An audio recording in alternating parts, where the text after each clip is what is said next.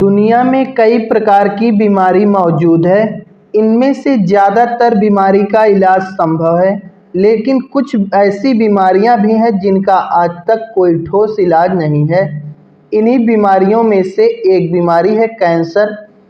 ऐसा देखा जाता है कि दुनिया में तो कई बीमारी हैं, लेकिन ज़्यादातर बीमारियों का इलाज होता है।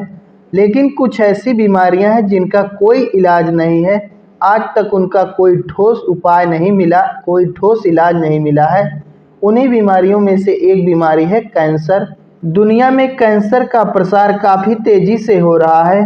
इसके बावजूद आज तक इस बीमारी का कोई ठोस इलाज नहीं मिला। कैंसर बीमारी को लेकर वैज्ञानिकों द्वारा आए दिन नई नई वैक्सीन का दावा किया जाता है, लेकिन जब उन्हें उपयोग में लाया जाता है तो उतना कारगर नहीं साबित हो पाती। ऐसा देखा जाता है कि वैज्ञानिक लोग अक्सर नई नई वैक्सीन का दावा तो करते हैं, लेकिन जब उन वैक्सीनों को धरातल पर लाया जाता है, उपयोग में लाया जाता है, तो जितना दावा करते हैं उतनी कारगर साबित नहीं हो पाती इस प्रकार की वैक्सीन। दुनिया में हर साल कैंसर के मामलों की संख्या तेजी से बढ़ रही है। 2022 में करीब 2 करोड़ नए मरीजों की पहचान हुई और करीब 97 लाख लोगों की मौत कैंसर की वजह से हो गई। 2022 में 2 करोड़ नए मरीजों की पहचान हुई, 97 लाख लोगों की मौत हो गई। 2050 तक कैंसर के मामले 75% तक बढ़ सकते हैं। जिस प्रकार से कैंसर की दर बढ़ रही है, उस हिसाब से देखा जाए तो 2050 तक कैंसर के मामले 75% तक बढ़ सकते हैं। तेजी से बढ़ रहे कैंसर का प्रमुख कारण है खराब लाइफस्टाइल। लोग आजकल अपने स्वास्थ्य के प्रति सचेत ही नहीं हैं। तंबाकू और प्रदूषण और भी अन्य कई कारण हैं। अगर केवल भारत में देखा जाए तो 2024 में लगभग 15 लाख नए मामले दर्ज हुए। 2024 में भारत में 15 लाख मामले कैंसर के नए मामले सामने आए। 8 लाख से ज़्यादा लोगों की मौत हो गई 2024 में केवल भारत में कैंसर के कारण। दिन प्रतिदिन तेजी से बढ़ते कैंसर के मामलों को देखते हुए रूस के वैज्ञानिकों ने एक नई mRNA आधारित कैंसर वैक्सीन तैयार की है। जिस प्रकार से कैंसर की बीमारी दिन प्रतिदिन बढ़ रही है, उसे देखते हुए रूस के वैज्ञानिकों ने एक नई वैक्सीन तैयार की है जो मैसेंजर RNA आधारित कैंसर वैक्सीन है, जो अब इस्तेमाल के लिए लगभग तैयार है। इस वैक्सीन का नाम इंटेरोमिक्स है।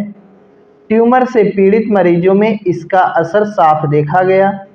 यह ट्यूमर के आकार में कमी और कैंसर कोशिकाओं की बढ़त में रुकावट करने के लिए जानी जाती है। इस वैक्सीन के द्वारा ट्यूमर का आकार छोटा कर दिया जाता है।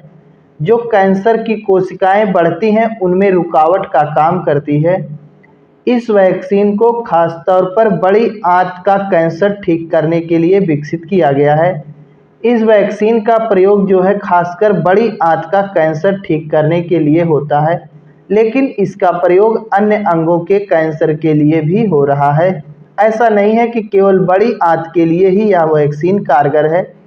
अन्य अंगों में जो कैंसर होते हैं, जैसे कान में कैंसर होता है, आँखों में कैंसर होता है, विभिन्न जो अंगों के कैंसर है उनके लिए भी यह वैक्सीन उपलब्ध है, कारगर है। रूस द्वारा बनाई गई इस वैक्सीन की सबसे बड़ी खासियत है कि यह रूस में सरकारी योजनाओं के तहत फ्री में उपलब्ध होगी। यह वैक्सीन रूस में फ्री में मिलेगी। आप वहां जाकर फ्री में इसका लाभ उठा सकते हैं। हालांकि अन्य देशों में फ्री में नहीं मिलेगी।